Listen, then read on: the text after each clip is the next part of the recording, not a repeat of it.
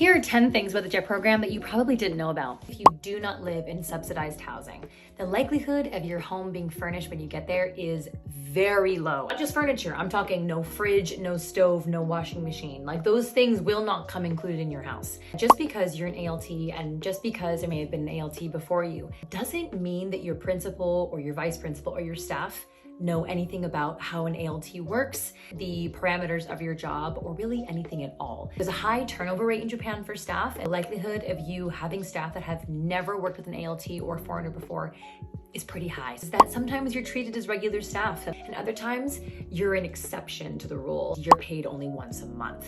In North America, you're paid bi-weekly. Adjusting to a monthly format was definitely interesting. Residence taxes, the bane of my existence. After your first year on JET, you are then required to pay residence taxes. These are not taxes that are taken out of your pay stub. A residence tax is something that you will receive in the mail. The longer that you're in Japan, the more expensive they'll become. At least in elementary school, I'm constantly exhausted, and for the first few months, I literally did nothing but go to work and come home. Possibility of changing schools. I've been on the JET program for 4 years. Every single year, I've been in a different school. Rules around changing schools vary per city. Not everybody's gonna wanna get to know you. You're gonna have some great coworkers. You're gonna have some coworkers that you never talk to. Initially, it might seem like it's something personal, but it's really, really not. Obviously, language is a huge barrier in Japan. I'm not saying that it's not at all. I can say as somebody who has now been able to get over some language barrier, that things that we might not understand about each other is less to do with language and more to do with culture. As you're learning Japanese, try and increase your cultural competency as you go. You might be the only foreigner that some of these kids will ever come into close contact with. Think about the role that you have and the influence you can have in their lives, about the way they think about the world, the way they think about foreigners or people who are different from them. Anyway, I hope that that helps everybody who is coming on JET or thinking about coming on JET.